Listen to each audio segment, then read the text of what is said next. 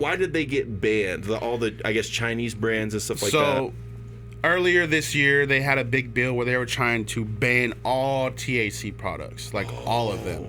So it created a big stir. A lot of people started getting these petitions together to try to get Greg Abbott to veto the bill. So eventually, when it got to the point if it was going to get passed or not, he ended up vetoing it last minute. Okay. But as he vetoed the ban on THC, he also instilled another bill saying that all Texas smoke shops or anybody that sells vapes has to buy American-made vapes. In my opinion, it's more political than it is anything else, honestly. And right now, it's putting a big hurting on the industry because there's only a couple American factories that are actually making these vapes. Kratom has been a really interesting substance because, for sure. It whenever it hit like the U.S. market, I mean, in the early days, it was like you had to order it online, but then these head shops started. These head shops started carrying it. The 708 stuff, like they're taking it's Kratom extract basically, right? For sure, and they're putting it into a pill form, and some of this stuff is extremely powerful, right? I mean, like it's opioid super powerful. strong. I mean, it's like taking a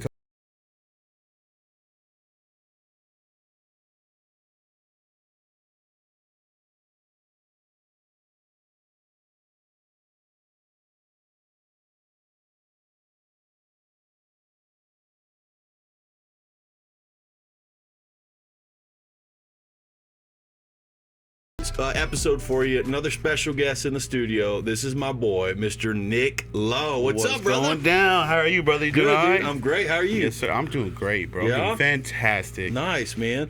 All right, so check it out. So we're going to talk. We've got a few things to talk about. So we're going to talk about you as an artist. Mm-hmm. We're going to talk about you as a family man. But I also want to dive into, you've been working in the quote-unquote head shop industry, vapes, supplements that are not necessarily FDA approved, like alternative medicine, if you will, holistic medicine. And so I want to talk to you a little bit about that, especially since the ban on the vapes happened.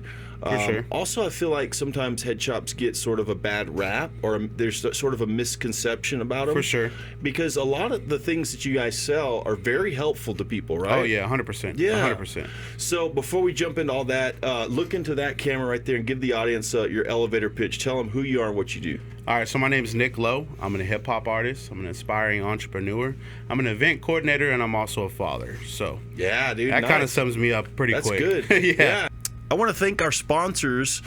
Let's start with Maximus Nutrition. Thank you guys for sponsoring the show. Guys, if you're looking for protein powder, pre-workout, multivitamins, anything, I'm telling you, they have qualified staff and they will sell you some of the highest, best quality products in the Concho Valley. I also want to thank Angelo MMA and Fitness.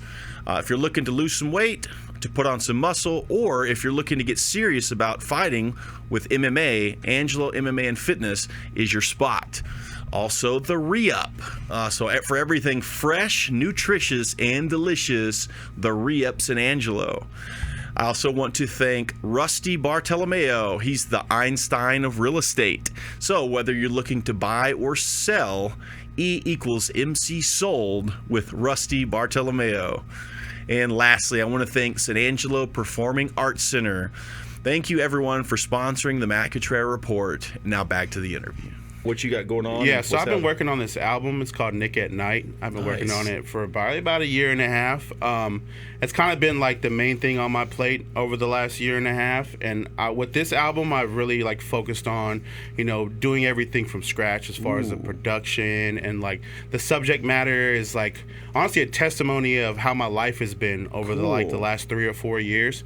So I'm really excited to share it with everyone, just because it means so much to me, just because it's just basically like me giving you guys my journal. You know what I mean? Yeah. So that's one thing I enjoy about this album the most, is just I sit back and I listen to these songs and I'm just like, bro, that really happened. You know what I mean? Dude. The crazy stuff, the happy stuff, the not so happy stuff. I talk about everything. You know what I mean? I like that, dude. So that's one of the best parts about this album. It's just so heartfelt. You know what I mean? Yeah.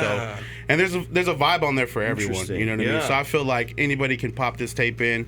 Even though nobody's doing that anymore, but anybody can play, can play this album from start to finish, and more than likely there's gonna be a song on there that you're gonna like. Yeah. So would you say it's a good mix of are there some upbeat, like bangers on there, for sure, and a little bit slower stuff too. Yeah, there's a mixture of everything. Like, you got Okay. the upbeat bangers, you got the slow riding music, Yeah. you got the love song type vibe. So Nice. like, there's a little bit of everything. And this is like Okay. my first full length album. Nice. So like all the stuff I've done before have been like EPs and little one-off singles. So this is like my first like LP, like a full length album. So how many tracks are we talking? I mean, honestly, we've recorded probably like 40 songs for this album. Whoa. So we're kind of like at the point where we're trying to figure out if we're gonna like do like a 2-part or like a 3-part series. But I know probably the first project that we put out will probably be anywhere from 12 to 15 songs. Okay. Yeah. And when is it gonna drop? So we're shooting for probably the springtime. Okay. Yeah. Yeah, Somewhere dude. around the March time. Like South by Southwest is a big event that we do every year. So we want to try to have it come out either before or right after then. Yeah. That way when we go out there, we have something to promote and stuff like that. So Yeah. that's kind of the goal right now. So Okay. these next Yeah. couple of months, we're really focusing on getting everything kind of like polished up, getting all the songs mixed, getting some of these videos done. That way, come first of the year, we can start a promo run. Okay. Now, did you work with anybody locally with as so, far as producing or anything? Boogie has been Shut up, really? Shout out to Boogie. Yeah, he's done a lot of the production on this album. Cool. Also, my buddy Chewy's done a lot of production on this album. Yeah. And I've also kind of outsourced some producers like from Memphis, and there's like one Nice. guy from Florida too. But honestly, Boogie and Chewy are like pretty much all over this album. Oh, that's Yeah, awesome, like man. me and Boogie, man, we make some really good music together. Yes. What I enjoy about him is like I can actually go to his house. Exactly. And we can sit there and we can build something from scratch. Yep. And a lot of times I can just give him a mood. I'll be like, yo, I'm feeling like this. Yeah. And he'll be like, I got you. that's he'll start sick. going to work. So I Yeah. enjoy being able to do that with him because you get that one-on-one experience in person. Because I really can't do that with a lot of my out-of-town producers. Like I got to get on the That's FaceTime true. call or Yeah. send them references, which works, but it's just nothing beats being actually be in the same room That's with true. your producer. Yeah. You know what I mean? Dude, one time, so I was trying to make an ad for my gym. Yeah.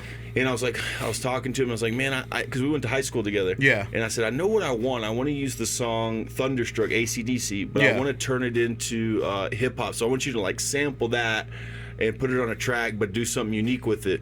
And so I went over there, and for about an hour, he played with it. You know, we did different things, and ended up getting it to where it was, man, it was bad, dude. Yeah, Just man, he's right. cold. Something that I never thought would be possible with Yeah. it. And so it was really cool, man. He used it for an ad. Man, he's been around a long time now, Yeah, dude. for sure. He's been making doing this music forever. probably like 20 years. Yeah, yeah, at like least it's been 20, a long time. Yeah, dude. Yeah, and like Cool. I said, what I like about him is just like he does a really good job of like transmuting whatever I'm thinking or whatever I'm feeling into a beat. Nice. Which is hard Yeah. for a lot of producers, and I honestly Yeah. don't know how he does it. But it's just like I'd be like, bro, like the project's called Nick at Night. Yeah. He'd be like, I got you. And it's like when it gets done, we're just like, bro, this. Like, how'd you get in my head? You know what I mean? Like, it's Yeah. crazy how, like... You know what I want to do? So I don't know if you've heard my intro song. Yeah. But it's hip hop, my intro song, and it's an independent guy, and we actually found it. My old producer of the podcast, Landon, shout out to Landon Ward. He found this on his what do you call it? The paid for, what's it called? Royalty-free music that he had, right? And he found it, and it's so perfect for what I do. It's my vibe to a T. But I was like, man, what if I could take that vibe and have somebody local, like you and Boogie or something, create me an intro from scratch, bro? Yeah. Oh, yeah, that'd be easy, bro. Would you be down to do that? Oh, yeah, bro. It'd be Dude, fun, that'd too. be bad. I actually almost started getting into doing jingles at one point. Yeah? Because, like, a couple years ago, like, when I was like dropping projects consistently, like I've kind of taken a little break over the last like year and a half to kind of really focus on this project. But a couple years ago, I was putting out like 1 or 2 projects a year. So like stuff was buzzing. I actually had like actual businesses hit me up and be like, "Yo, can you make me a jingle?" And I almost like started getting to the point where I was just like, "Bro, I could do this on the side, bro," because they're like, "How much money do you need?" And I'm just like, how much money you got? Right? You could totally do that, though. And like, so like, I almost did a couple of jingles, but I was just like, man, I don't know if it's gonna kind of align with my brand and what I got going on right now. So I actually ended up not doing them. But honestly, I'd be down to do it for you, for sure. Dude, that'd be awesome, man. I want to talk about doing that. So what about so you got an event coming up though, right? So talk about that a little bit. So on October 25th, I'm doing an event with Headhunters. So nice. What I've been doing here lately is I've been doing these multi-genre events. So basically what I'm doing is I'm booking all types of genres for one event. So in the past, I would mainly do hip hop events because that's been my thing, you know. But I also enjoy other genres of music. Like I enjoy rock, I enjoy metal, I enjoy country, I enjoy live music. Cool, man. You know what I mean? And nothing beats a live band. That's right. You know what I mean? I've also incorporated that into some of my shows. Yep. So this last event that I did for them, we did on 7/10, which is like the National Dab Day. Okay. So I had like brought it to the attention of my CEOs. I was like, hey man, like I've done a lot of events in the past. What do y'all feel about me doing an event for you guys and it'll help boost, you know, sales and get some traffic at the store? And they're like, yeah, sure, go for it. So on 7/10, we did our first event. We did like the first multi-genre show. I had some hip hop acts. I had one band, and I kind of just saw the diversity of the people that came out to the show, and it really like kind of got me going because I was like, man, I like this mix of people. I like just all kinds of different vibes. Like. I just really enjoyed how it came together, so I was like, man, we got to do this again. So I remember as soon as that first event ended, I was just like, I'm doing one for Halloween. Nice. And they were just like, all right, let's run it. Yeah. So this time it's even better because now I got 3 bands. Okay. I got like 4 or 5 hip-hop guys performing. Like it's all Halloween themed. We got some local vendors popping up and selling some cool stuff. We got some food vendors coming up to, you know, sell some good food. Like we got a lot of sponsorships involved. We got an after party that we're doing at the Penny Tap House. All so right. like it's going to be a really dope gig, man. I'm really excited for it. And it's kind of like really starting to open that door to these multi-genre shows, which really hasn't happened a lot around here. I know, so that's like, true. Yeah. This is something that I want to kind of like continue. So maybe in the springtime or summertime next year, we can do one even bigger. Absolutely. You know what I mean? Because I want to book more people and even have people come from out of town and stuff like that. Just because it's so much fun. It's just I like so what you much said fun. the other day when we were talking about that. Like when you told me about it, you said San Angelo's it's big, but it's not. It's still a small town. Yeah, for sure. And so like when you do a genre specific concert or event like just hip hop, it's hard. Bring those people out, and it's hard to really fill up a venue. That's right. Especially without like a major headliner. Exactly. Like every time that I've done like local hip hop shows and it's just local artists, since we're kind of a smaller town, you know what I mean? When to break down the numbers, like there's 100,000 people in this town. Yeah. If 1% of people like hip hop, that's 1,000 people. Right. Out of all those 1,000 people, you're highly unlikely to get all of them at one show. So you might get 10% of that 1,000, which would be 100 people. Yeah. Which even then is monumental for a show out here. You know what I mean? Like a local hip hop show with no headliners, you get 100 people in the building, you're winning. Exactly. You know what I mean? So I was just like, man, I want more though. Like I want more people at these shows. So, but I was just like, I kept running into roadblocks when I would just do hip hop only shows because only so many people would want to come out. And then I'm also fighting against a stigma of hip hop artists in the past that have completely destroyed shows or started fighting at shows or have caused issues. So like when I started doing shows, you know, a lot of venues told me no. They were just like, we don't want to do a hip hop show because we've done one here before, and I mean there was a fight here, or people were sneaking in stuff they weren't supposed to, or people were smoking inside, and they're like, we don't want to deal with that. So it honestly, without the help of my sister, you know, my sister, her name's Tammy Ramos. A lot of people know her around town. She's been doing band stuff here forever. Cool. Honestly, without the help of her, I wouldn't have got a lot of the venues that I got. Really? Because I was able to like talk to her, and then she was able to be like, yo, this is my brother. Like, I promise he's going to do what he's supposed to do. So honestly, if it wasn't for that, a lot of the venues that I did end up getting, I probably wouldn't have got, honestly. Dude. You know, so that's kind of been the biggest thing, is just fighting against the stigma that a lot of people have towards hip hop in this town. You know what I mean? So I feel like with these multi-genre shows, it kind of helps with that a little bit, because I'm just like, yo, it's not just hip hop dudes here. Like we also have bands here. You know what I mean? So dude. like, and it just works out very nicely, man. I really like the vibe of it. For this event, the 25th, it's going to be at Headhunters, right? Yeah. So at our shop on Avenue N. Okay. So basically, they have an outside layout that's kind of ideal for how we do these events. So we kind of set the stage up on one side of the store, and they also have like this fenced in backyard area. Oh, I didn't know that. Yeah, so we also set up some vendors, and we also have a dab bar back there and stuff like that. So it just has a nice flow, and like since it doesn't have as much sales as our bigger store on Sherwood, I like to do the events there to try to kind of get people aware that, hey, there is a store over here on Avenue N, and try to help them out with sales and stuff like that. So that's kind of why we've done these last 2 events there, is to really kind of drive the sales up there. Got you. So and like I said, their setup is really easy to like maneuver around when you're doing a show and stuff like that. For sure. What bands do y'all have right now? Do y'all have any that are so set to come out? Yeah, we got Oasis, which is like a cover band that just started here recently. They do like a lot of top 40, 90s, 2000s music. Nice. We got War Child that I just booked. Yeah. I don't know if you ever heard of them. Yes. They do a lot like Stevie Ray Vaughan, Jimi Hendrix type of vibes. And I also got Ghost Haven, which is kind of like metal, type of vibes. They're a little harder, yeah. And I got cool. an artist coming all the way down from Lubbock. He does hip hop. I got a couple local hip hop artists performing as well. So we got a pretty sick lineup, man. Yeah, I'm excited for it for sure. That's cool, dude. Yeah. So it's October 25th. What time does it start? So the event will start at about 4 o'clock. Okay. So from 4 to 6 o'clock, we're kind of just getting things going, kind of letting everybody show up. Around 6 o'clock, we'll actually start the music. Okay. And then from 6 to 10 will pretty much be music, and then we'll have some other little giveaways and little kind of like activities that we're doing and stuff like that. Yeah, dude. And so people will be dressed up too, like for Halloween? Yeah. So we're encouraging people to come in costume like for sure because it's Halloween theme, and we won't be doing the actual costume contest until the after party. Oh, okay. Yeah, all right. At the Penny. Yeah. What day is that? The 25th. A Saturday. It's a Saturday. Okay, yeah. perfect. So it's a Saturday before Halloween. So wait. So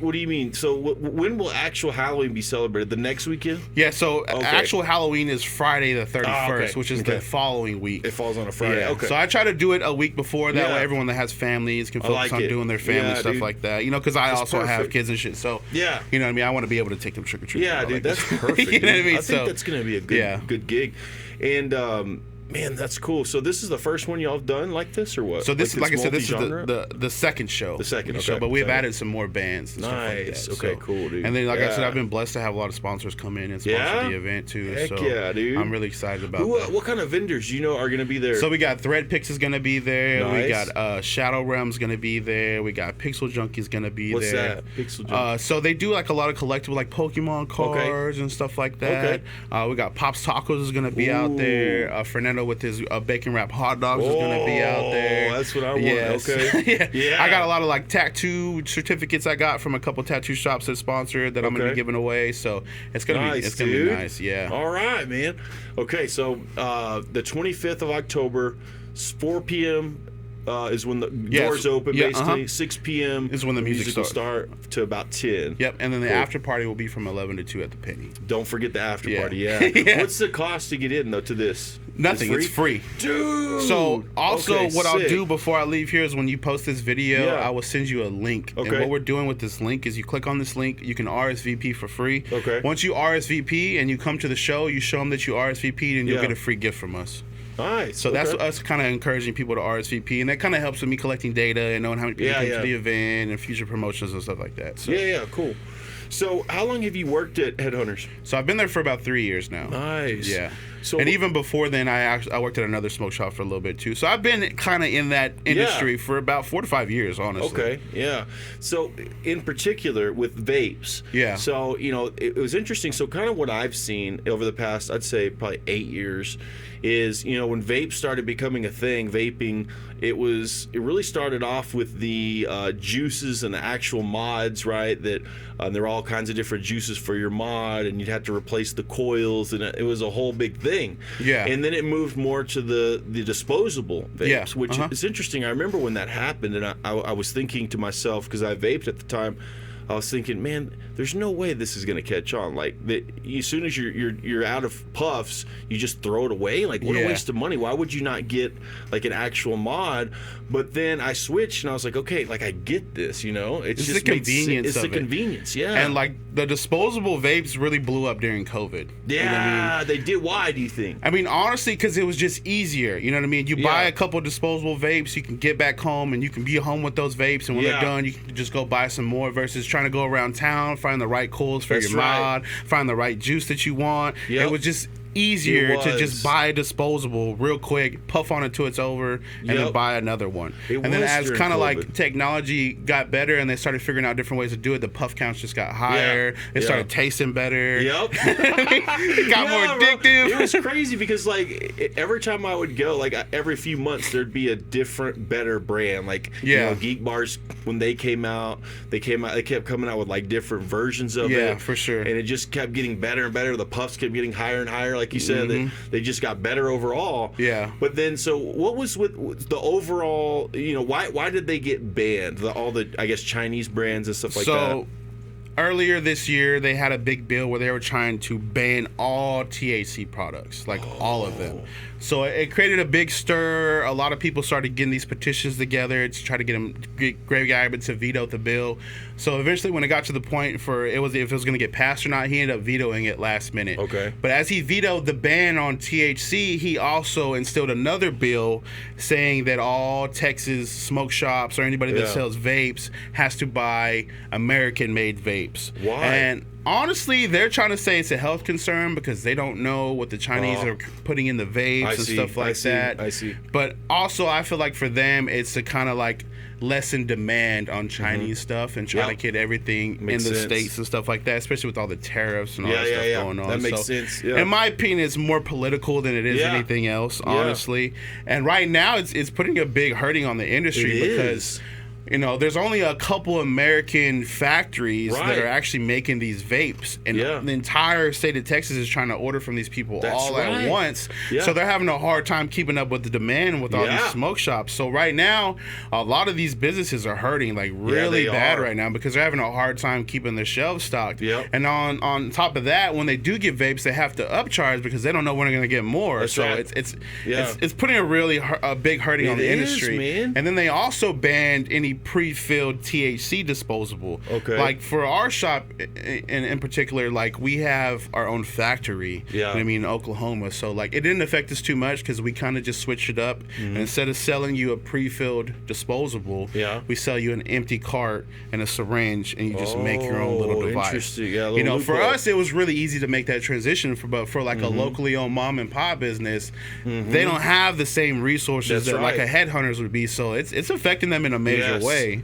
And I feel like that was a way for them to like, okay, we're gonna ban, you know, or we're gonna veto the ban on the hemp, but we're still gonna figure out a way to kind of like diminish your sales a little bit and try to kind of get you guys out of there because their whole thing is just like, oh, we're trying to push for medical marijuana, we're trying to push for that. So I feel like for me, it's all about control for them. Whatever they can't regulate and directly control, they want to get rid of. You know what I mean? So that's just how Texas is, man. Like they want full control over everything. That's crazy. So I got a buddy who owns a vape shop in Big Spring.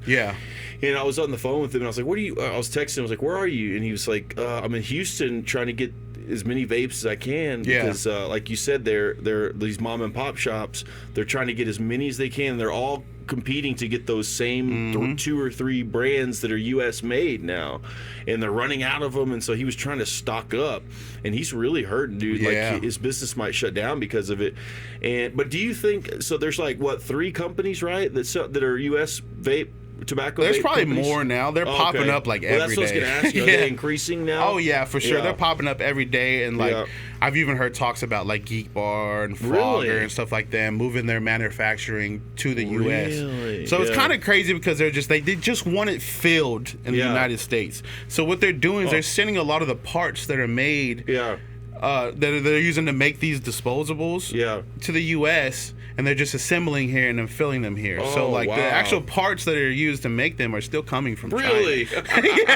That's crazy. They're just being made and assembled and filled here in the United States. Well, what are your thoughts on, you know, some of these? Because initially what I heard was they were going to try to ban most of the flavors that were attractive to kids. Like, so they haven't really done anything with that yet. Okay. You know what I mean? I know in other states they have. Like California's a big one. You can't even buy a flavored Swisher in California. Oh, really? Yeah, no, like, dude, wow. And same with cigarettes. You can't buy a flavored cigarette. It's either tobacco or menthol, and that's it. Like, even with the Swishers, it's either you get a regular Swisher or you get an unflavored Swisher, and that's it. Like, Dang, so there's already a lot of states where the vapes are completely banned. You know what I mean? Really? So it's not like an uncommon thing for these type of laws to be happening. It's just here in Texas, we're such a big state, and like there's so much money in it that you know, people are really just trying to fight back to just save the economy of their business, you know, and stuff like that. But who's to say where it's going to look like in the next 6 months? Because it seems like it's a constant battle with Texas lawmakers. Like they're always trying to just instill another bill or do another ban. So you know, it's a very unpredictable industry. Honestly, do you think though? And I don't know the statistics on this, and you might not either, but do you think with the you know, with the popularity rising of the vape, the nicotine vape, do you think more kids have gotten addicted to nicotine and to vaping than in the past to cigarettes? Like, do you think because they're more taste better and all that, or do you think it's? I mean, for my honest opinion, I would say yes. Really? Just because they're way more easier to conceal. It's a lot easier to get away with it. Exactly. Versus back in the day when I stole my mom's cigarettes. You know what I mean? I'm smelling like cigarettes. Right. You got to go find a little corner outside to smoke. With the vape, you can literally just go to the bathroom, hit it a couple times, and nobody would even know. You don't even smell it. Later, I feel like in that aspect, it could definitely be a more accessible thing for kids to get addicted. But that's where like. If all the vape shops kind of work in tandem to make sure they're not selling to minors, you can really cut a lot of that out. Yeah, you know exactly. What I mean? Exactly. But you're never going to be able to completely stop it because there's always going to be those parents who are going to buy the vapes for their kid, and then so on and so forth. So it's just like one of those things you're never going to stop. Just like you're never going to stop people from buying drugs, whether they're legal or illegal. Right. Exactly. People are always going to find a way to get them. Like that's just what it is. Yeah. You know.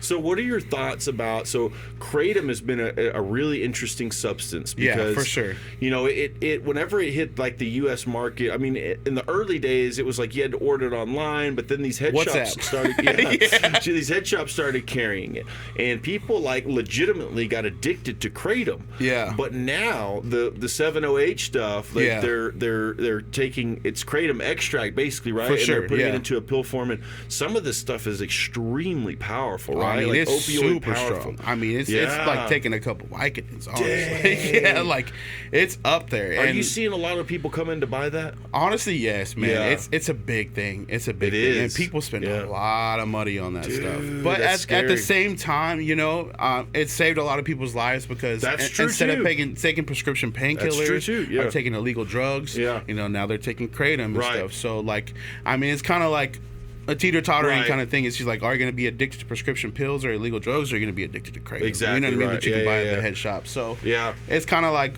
one of the lesser evils kind of thing. I would agree with that. Even though you can develop a dependency and have to, you'll go through withdrawals from that too. Yeah, honestly, but it's, for sure. In my opinion, if you're doing Kratom safely and responsibly, it's much better. That's the biggest thing. You got to be really mindful of what you're doing. You know what I mean? Like, because a lot of people, they get very careless with it. You know, they'll start off with the recommended dosing, and they take double that, and then they take triple that, and then they need more, and then they need more, then their body depends on it. So like, if you're really mindful of what you're doing, and you take it how you're supposed to, it can be a very helpful tool. That's true. What I mean? It's very helpful, especially for like chronic pain relief and stuff like that. Like it really works. That's a good point, dude. You know what I mean? But just like with anything else, like there's the potential of it getting abused. That's right. You know what I mean? So do you think they're gonna pass down a ban on that pretty soon? I honestly would not doubt it. It's kind of like one of those things that's under their nose right now. Like their primary concern right now is THC products and hemp-derived product. That's their primary concern. Interesting. Like I even saw an article today that Governor Abbott was going to start giving the DPS a bunch of money to start doing undercover operations on a lot of these smoke shops to make sure they're compliant with these laws that they're passing. Yeah, wow. So like that's their main primary concern right now. So I'm sure once they get what they need to get out of that, I'm sure they might switch their focus to Kratom. But right now it's kind of like under the radar. See, that's good to know. That's interesting. Yeah, you're on top of this. Yeah. So what are your thoughts though on like Delta 8, for instance, right? I've tried, like, it's been a long time, but I've tried Delta 8, and I'll tell you the most surprising thing to me, like, when it was sold over the counter in Texas, some Delta 8 I got, and I tried it, and I got high from it, dude. You know what I'm saying? Like, 100%. I could not believe that, dude. So, but the other thing is, like, if you're driving around and you have some Delta 8 flower, right? It looks just like pot, right? Just like the real thing. And a police officer pulls you over, isn't it true that there's no way for them to tell the difference unless they test it? Not in the field. Right. Like, in the field, there's no way for them to tell the difference. So, you know what I mean? So I'm sure there have been a lot of cases. The main thing that could save you in that moment is to keep it in its original packaging, have your receipt, you know what I mean? That way, when they do question you about it, be like, look, man, I bought this from the smoke shop, here's a receipt, you know what I mean? Like, it's in its original container. I'm not currently smoking it right now. Because that's the thing, if you're currently smoking it as they pull you over, I mean, they get you for a DUI, you know what I mean? Because you're driving under the influence, technically. You know what I mean?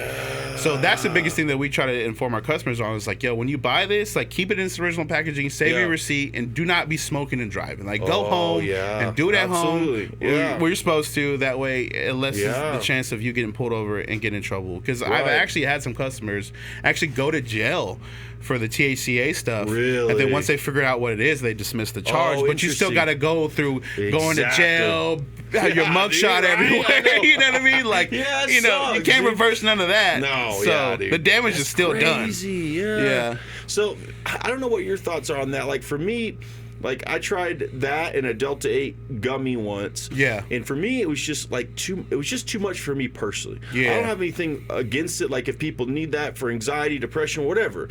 But what are your thoughts on that with Delta 8? Like, do you think, is there a big difference in Delta 8 versus the real thing? And do you think... So right now, the most popular cannabinoid is THC-a. So Delta 8 was like one of the first ones that people started pushing once they passed that Farm Bill in 2018. But as kind of like research went on, they discovered more cannabinoids. THC-a has become the most popular one. Okay, I'm behind. So, THC-a is really close to Delta 9. It's honestly like a loophole. Like in the form that we sell it in, it's THC-a, but once you basically light it on fire, it goes through like a chemical process. It basically reverts back to Delta 9, which is the main component in the real stuff. Yeah. You know what I mean? So that's honestly why it's as strong as it is, because it basically is that. It's just they've kind of found a scientific loophole for them to be able to sell it over the counter and stuff like that. So, but like as far as you're saying with the gummies, anything that you ingest that has THC in it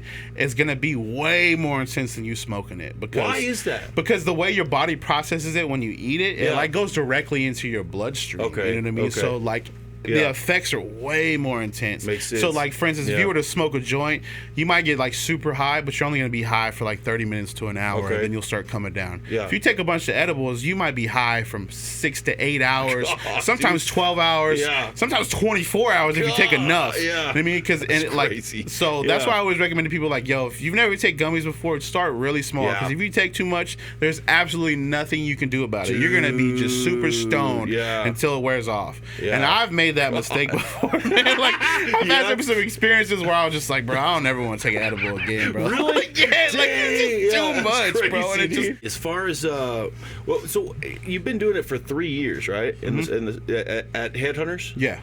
So have you seen any people come in who have used a certain product that has really helped them? Like if they didn't have it, they might have been in real trouble. Like what's a product that has really helped somebody? Like I said, the 7HO has been a big thing. Like we have this one guy, he was in this really serious accident, pretty much was burned throughout his entire body.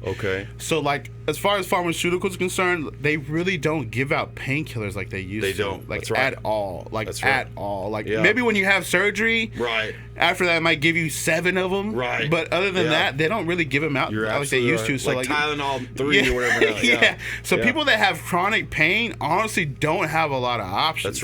And even in the past when they did give you a lot of those pharmaceutical medicine, like they were so hard on your liver and they just weren't good for you. Like they give you the relief, but like over time they just weren't good for your body. So like with the 7HO stuff, a lot of people that deal with chronic pain have kind of like switched over to this, and it helps them. That's you know cool. what I'm saying? Like it really helps them. The same with a lot of the THC stuff. Like you know what I mean? Like it really helps a lot of people with chronic pain, people with insomnia, people with depression, people with anxiety. Absolutely, dude. So like there's a lot of like positive testimonials that we have from our customers that get like real relief from our products. And that's why it's been such a big issue with with a lot of people fighting against these Texas lawmakers, because they're trying to make it seem like we're selling all these dangerous products that aren't helping anyone, and they're destroying the youth and this, that, and the third. But like it's actually the complete opposite. You know what I mean? Like I know for a fact that a lot of the stuff that I've sold in that shop has legitimately helped people. Absolutely, you know what I mean? dude. And it's just like you have like alcohol is been legal for so long, and it has absolutely no medicinal benefits at all.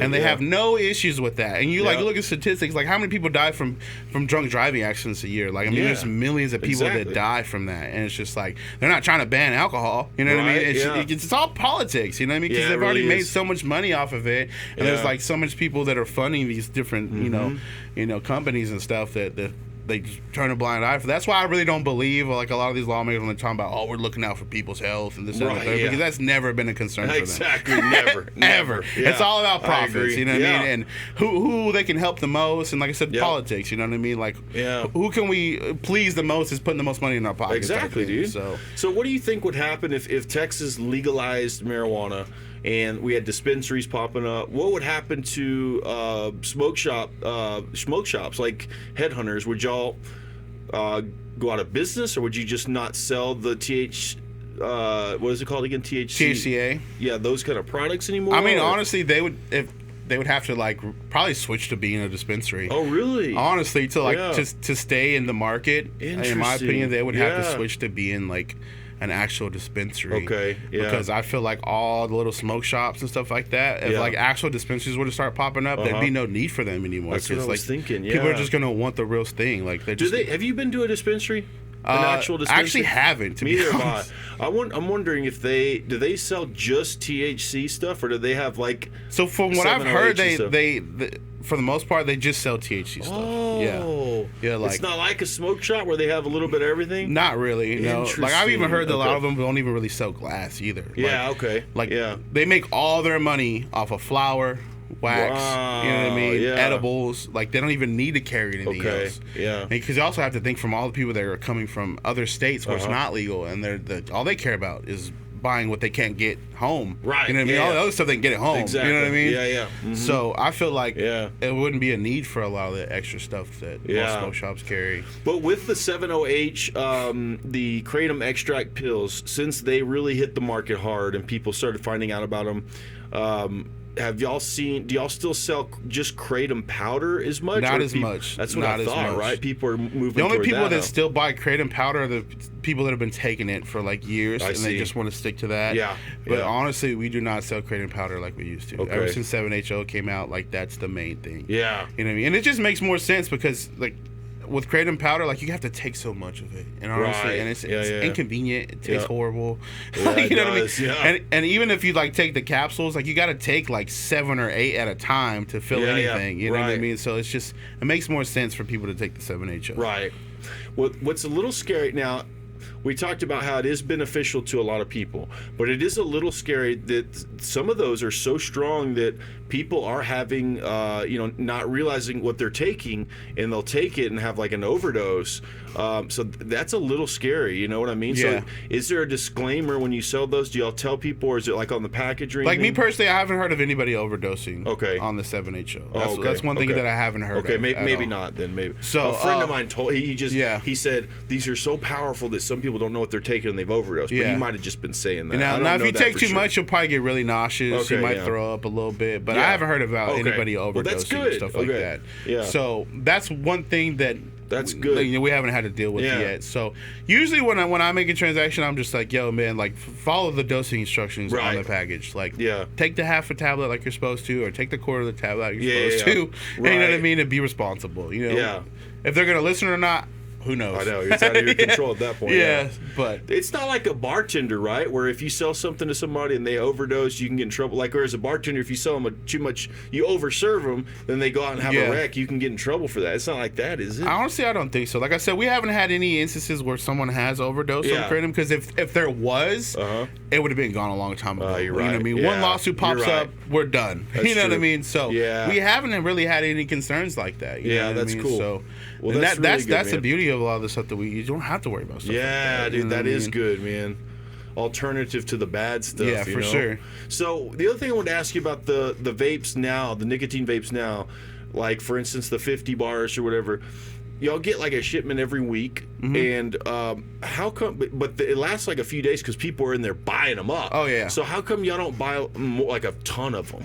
So they do, but since they have like 30 plus stores, they have to supply all the stores at once, and they have to be fair. And make sure everyone gets the same product. That makes sense. Right now, it's like that's where being a mom and pop store, you have the advantage. Oh, you know what I mean? Interesting. Okay, because for instance, if I was just a locally owned store, I could go order as many vapes as I wanted, and I only have to worry about one store, maybe 2 stores. Like with them, we got 30 stores to worry about. So we can order a bunch, but you also have to think about, hey, I gotta make sure all of my stores get some. You know what I mean? Right. Okay. So that's kind of like the downside of it being such a large chain. Is you got to deal with stuff like that. Headhunters is big, right? Yeah, it's pretty big. Is it one of the biggest smoke shop chains or what? Definitely in West Texas is probably the biggest. Wow, in West Texas, dude, one of them. Yeah.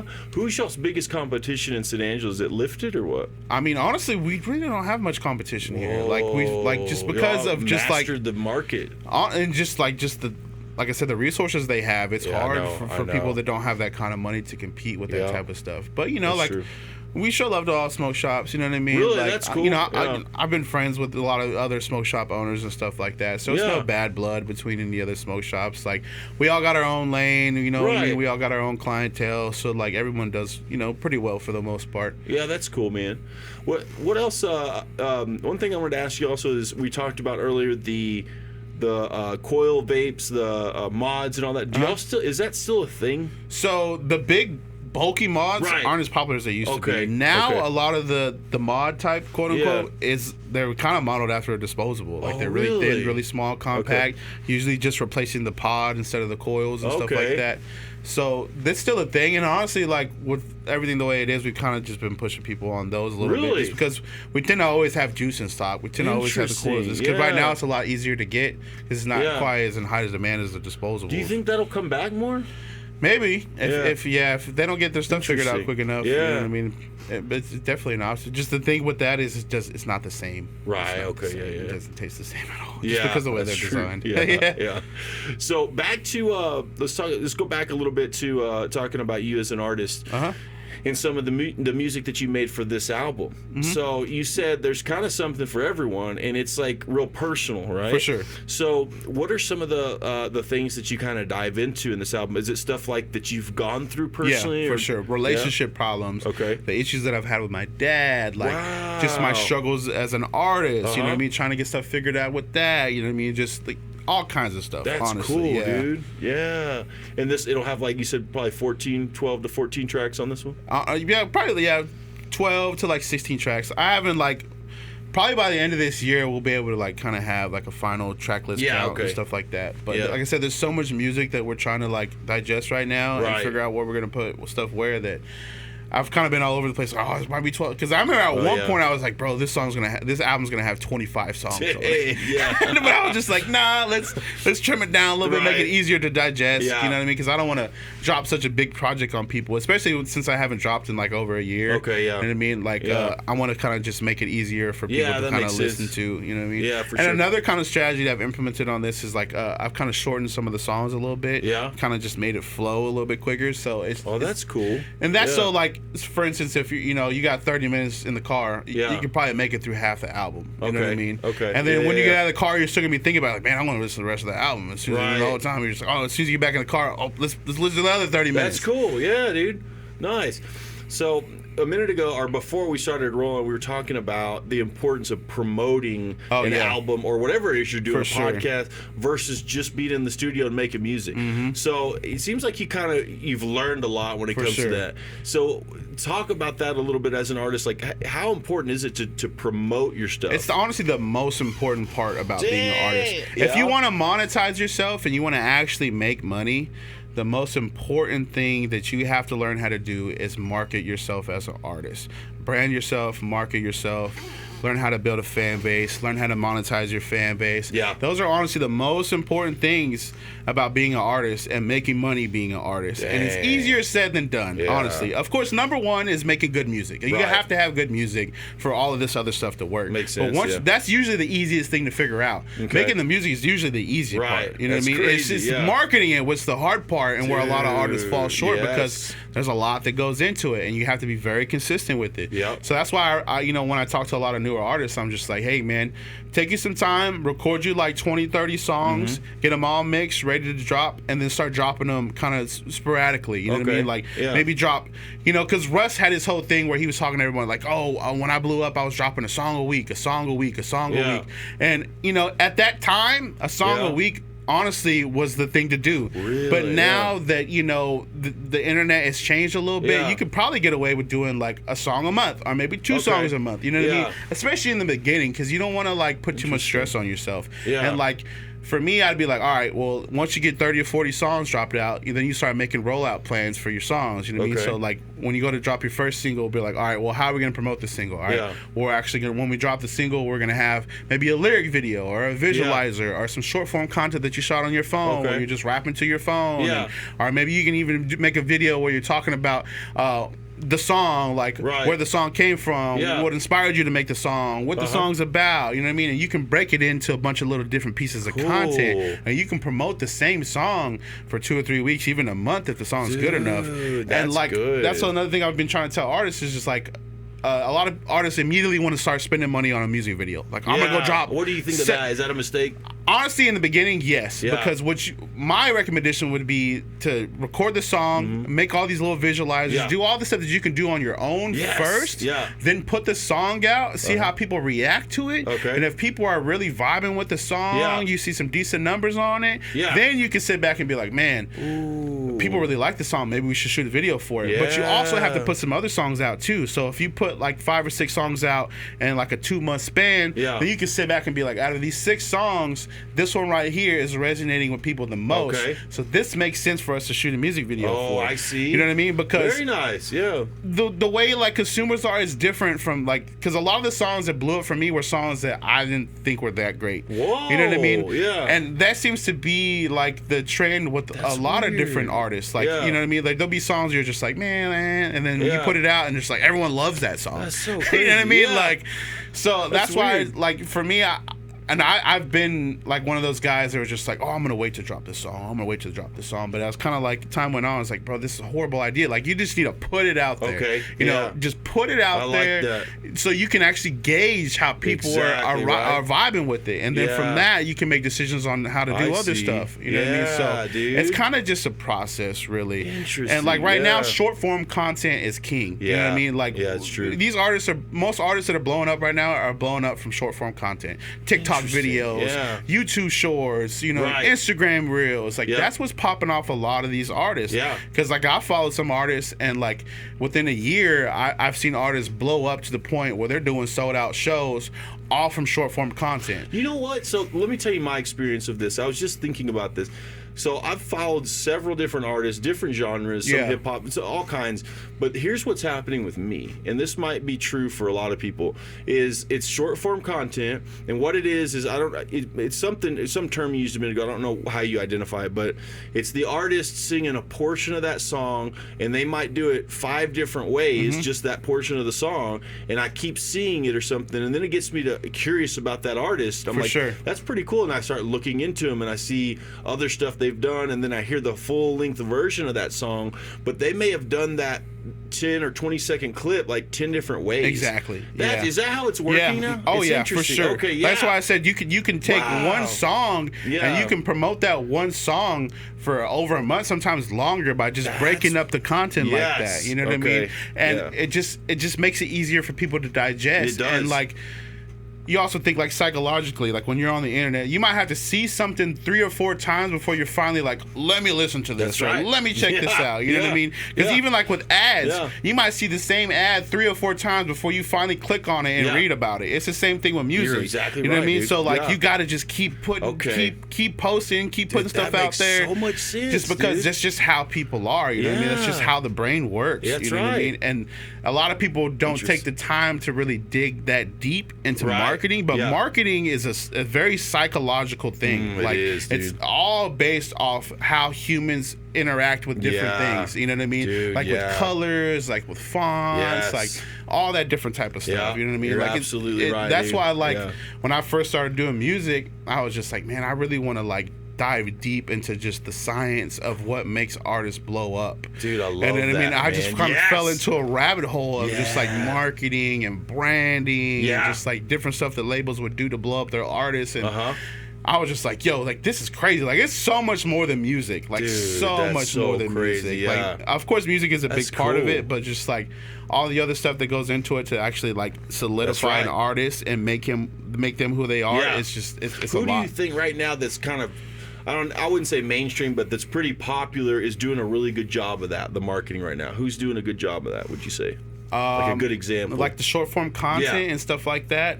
I mean, there's so many different artists, man. It's kind of hard to name specifics and stuff like that. But like, for instance, I saw this one guy, Mike, and that's literally just his name. His name is Mike. Yeah. And I came across one of like this YouTube video. Yeah. It wasn't even, it was a TikTok video. Yeah. And it was basically just him sitting in his living room and he's like rapping this part of the song. And I was like, yo, this is pretty catchy. Yeah. So I was like, let me look at his profile. And it's just like, it's all a bunch of videos of him just like sitting in different spots of his house. Really? Like rapping different parts of his songs. And then Yeah. he'll kind of switch it up and he might be just be walking around town, like rapping a different part of his song and just different stuff like that. And I was like, bro, this guy really got to figure it out. And you like fast forward. Yeah. And then you see him doing shows and the shows are like packed. And you know what I mean? We're talking about like sold out shows. There's like 1,000 people at his show. And you're just like, yo, how'd this guy get there? And you like go back to the bottom of his TikTok and it's all the same type of stuff. Just little short form videos. He might have like a couple like professional videos in there in the mix somewhere. But like most of his popular videos that are pinned at the top of his page were just little videos where he's just chilling at the crib, just rapping the song. You can do yourself, right? Yeah. You don't have to spend a ton Yeah, of that's money why on I'm just like, it's not as complicated as most people make it seem. Like, you gotta just work with what you got, man. And if you make good content and, you know, you got good charisma, people are gonna follow. And that's another thing, is having good charisma, you know what I mean? And being a likable person. That gets you a long way. It sure does, man. And that's kind of like what's, I feel like, been a roadblock for a lot of hip-hop artists. They always have this real tough guy bravado kind of thing. And, you know, it blocks them from a lot of different opportunities, you know what I mean? Because you can't get into certain rooms because of your demeanor, how you act, how you carry yourself. So, like, when I first started doing music, I told myself, I was like, man, I'm going to switch it up. Like, I like that. You know what I mean? I want to be the guy that can... To be honest with you, that's why I kind of vibed with you, to be honest. Like, that's exactly why, dude. You had charisma, and I felt a connection more. For like, and it didn't matter who it was, you could connect and, like, chop it up with somebody. You know what I mean? Yeah. You weren't going to, like, shut me down or something. You know? And that's one thing I've always prided myself on. Like, I always want to be the guy that can get into any room. No matter what room it is. Like, I want to be able to get up in there. Cool. You know what I mean? You got that, dude. That's really cool, man. And so, dude, like, I'm excited, man, about your album. Yeah, me too, bro. Are you going to do a lot of that for your marketing? Oh, yeah, for sure. I'm looking forward to that. Like, we actually just did some stuff yesterday. Where we made this backdrop and we put it up in my living room and we just shot some videos on the phone. And another cool thing is now we have AI. So how are you utilizing that? I honestly have a buddy working on like my first AI music video right now as we speak. So I'm kind of curious to see how it's gonna come out. He showed me like little clips and stuff. Did you like it? Yeah, I'm kind of like in the middle because I'm just like, man, this is kind of corny to me, but at the same time, it's just like it's something different. It's entertainment, but I'm still kind of on the fence, and I think it's kind of scary with AI because, especially with the music industry, because it's not going to be long before we have AI artists.